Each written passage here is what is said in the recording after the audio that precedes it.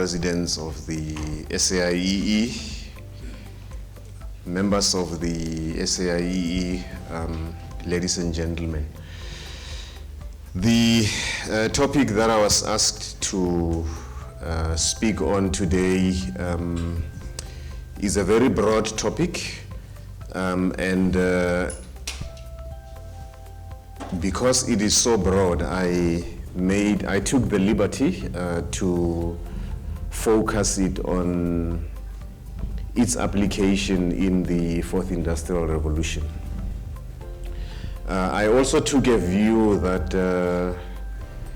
the discussion should be towards stimulating the idea of entrepreneurship. I have come through many years of experience to accept that entrepreneurship is not something you can teach or lecture. It's an inherent personality that people have. So I will spare you the arrogance of trying to teach you entrepreneurship, because I don't know it myself. But I have some ideas to make us think.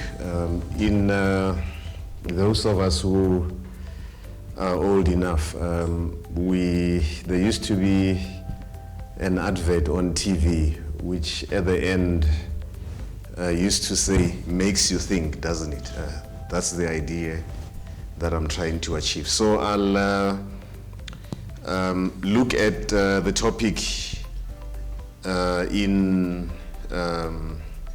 terms of the history of entrepreneurship within an engineering context, then talk about 4IR as a concept, 4IR in South Africa, and then get to the ideas that I think need to be stimulated about entrepreneurship in the 4IR era.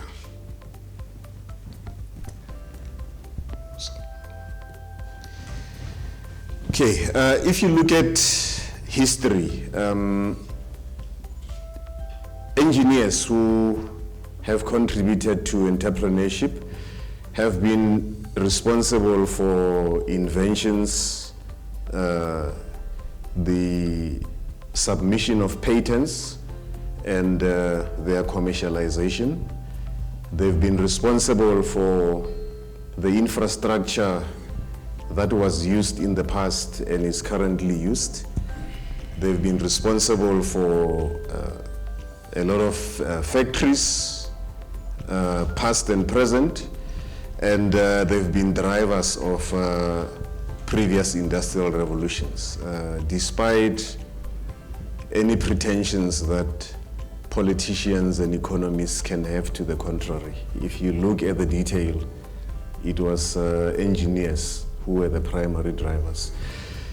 In those processes, the engineers have partnered with owners of capital, even the likes of renowned inventors like Thomas Edison. If you look at their history, along the way, there was a need for partnership with the owners of capital, partnerships with government, partnerships with universities and research institutes. And for the entrepreneur to succeed, they also needed access to both domestic, you start domestic, but to really thrive, you go international. Okay, there are often barriers to engineering entrepreneurship. The first one being access to capital. If you speak to those who are already active in the entrepreneurship space, they will cite this as one of the significant barriers. Then, in a lot of cases, it's very difficult to start off from scratch as an entrepreneur. You need to be in an environment where you can acquire skills, those skills are not necessarily always available. And in the context of South Africa and parts of the developing world, there is also a history of discrimination and prejudice that hinders engineering entrepreneurship. And this is particularly so for a country like South Africa with our well-known history. One of my anecdotes when I talk about myself, I say that when I was a student at the University of Cape Town, the president of South Africa was P.W. Botha. Just to remind people about historical context. Then there's the dynamics of the developed versus the developing world in terms of political and economic dynamics, barriers to entry, political risk in the developing world, and this is also something that is particularly applicable to an environment like South Africa. And unwillingness to take risks. One of the negatives of being an engineer is engineering in terms of education and training is very precise, very structured. And sometimes entrepreneurship requires the opposite personality. I have a personal friend that I met through some of the work that I've done. And he also started off as an engineer and moved into sales. And within a month of working with him, it was in an entrepreneurial small business, I asked the majority shareholder to fire him. Because he was such a disaster. He's such an unstructured person. It's not funny. And unstructured people drop you in terms of deadlines. The long and short of it is the majority shareholder found a way around it. And today this person is a very close friend of mine. And the trick there is as a structured engineer, very organized, there are certain skills in terms of people maneuvering, in selling, the art of selling.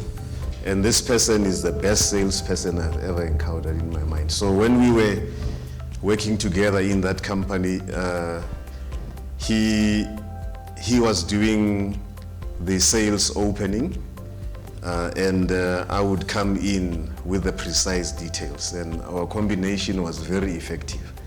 But without him, I find that initial process of selling is not appealing to me. I actually hate it. But once I've got the ear of the audience, then I could do what he couldn't do. So our combination was quite effective. But he's the kind of guy who, he's got no structure. He takes risks on a daily basis, living on the edge.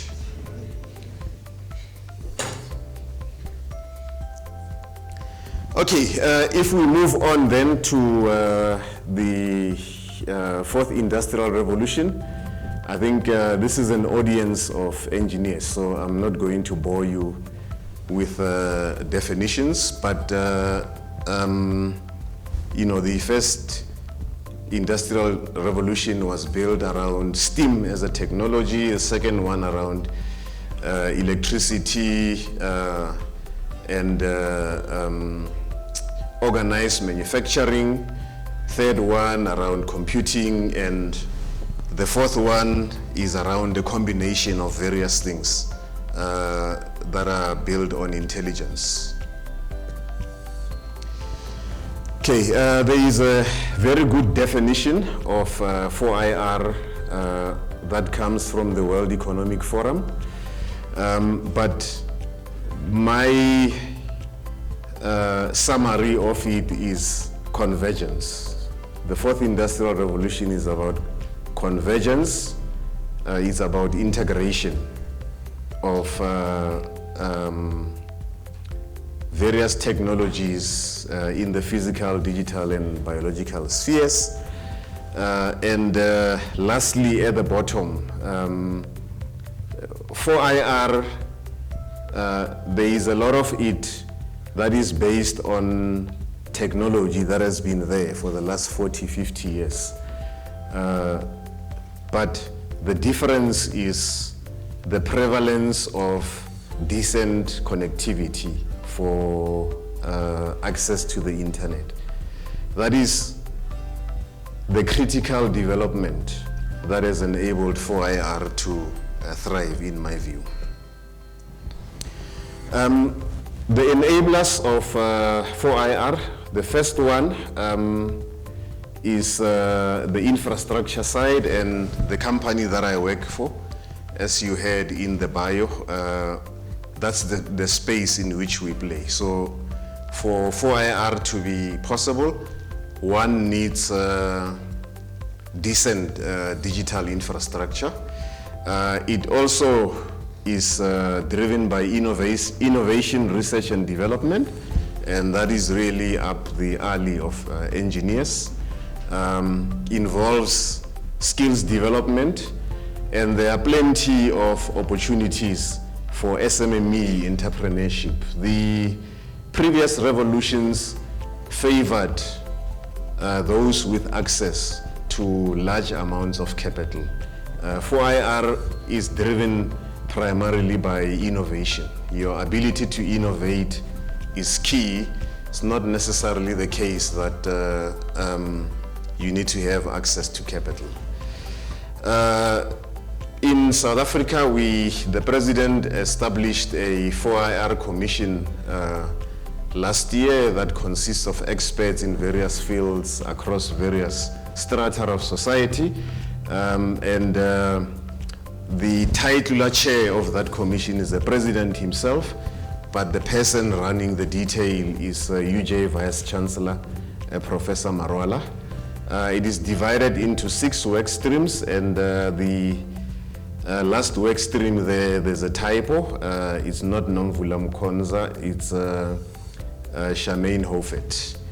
There is a report that has been issued to the president, and hopefully he will release it soon for public comment. Okay. There are public and private sector initiatives that are in progress across various sectors. They require coordination to ensure optimum impact. In the space of digital connectivity, there is a project that we are currently running at Broadband Infraco, where we are closing the gap on connectivity in 8 district municipalities that exclude Gauteng and the Western Cape, because those are deemed to be reasonably connected. And then we are currently busy with a feasibility study to connect the rest of South Africa. In total, when SA Connect is completed, we would have connected over 42,000 sites. Those 42,000 sites include all schools and all health facilities in South Africa. And the idea is when you have a connected school or a connected health clinic, say in a rural area, you extend that connection to the rest of the community around that facility. And next month we will be launching an example of that extension in Msunduzi municipality in KwaZulu-Natal, where we will be providing free Wi-Fi in certain hotspots, just to demonstrate the model of extending connectivity beyond what is covered by SA Connect. And the idea is that we then thereafter cover the rest of the country with a similar model. And it involves a mixture of public infrastructure from the likes of Broadband Infraco and the private sector. And what it does is it opens up opportunities for new economic activities. And most importantly, the solutions that will emanate from there, they range from simple and cheap to complex and expensive.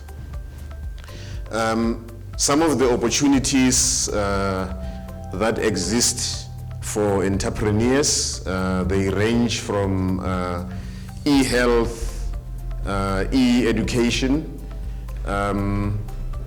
agriculture, e-government, the enablement of a small business, and the generation of economic opportunities, including job creation.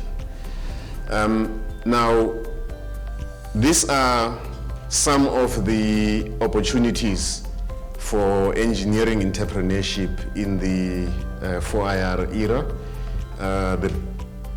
The infrastructure as a starting point, lots of opportunities there for design, build of infrastructure, data centers and cloud computing, cybersecurity, AI, robotics, software development, e-health, telemedicine, the delivery of health services remotely using technology to interact between the health practitioner and the patient. Digital learning tools, distance learning, and agricultural solutions, solution integration. And there's a reason why I've written agriculture in red, because I just want to focus on it only as one focus area due to limited time.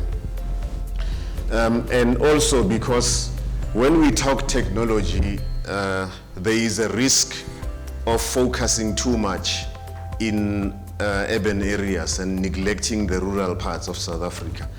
But the agricultural sector has got lots of opportunities for the use of technology to make agriculture smart in terms of not needing too much labor, the collection of data, GPS tracking,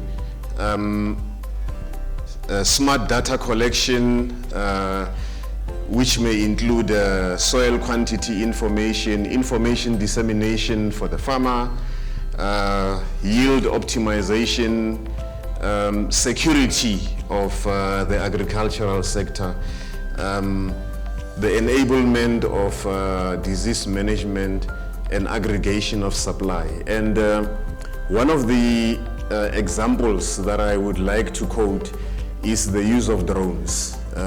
When I started my job, I was appointed by former Minister Dr. Siyabonga Cwele, and he owns cattle in the south coast of KwaZulu-Natal, where he comes from. And he's got umalusi, as they say in Zulu, looking after his cattle. And he introduced drones and trained that person looking after his cattle to use drones to track the movement of his cattle. And now if you've got, just that example of using drones already provides so many opportunities for smarter solutions for the agricultural sector. You can use drones to collect data on insect movement to protect your crops. But what I would like to say is, once we have provided sufficient connectivity, which is a prerequisite that we are addressing, and when that is in place, the opportunities of what you can do as an engineering entrepreneur in terms of providing solutions is limitless. And the solutions are They will range from something that you can develop on your laptop, on your computer, just using innovation and your engineering skills and experience. There is so much more that can be done. And I didn't go into detail because of the limited time, but just to plant the seed to say, when we provide digital infrastructure available everywhere in South Africa, as engineers, we have the opportunity to provide all sorts of solutions. Thank you.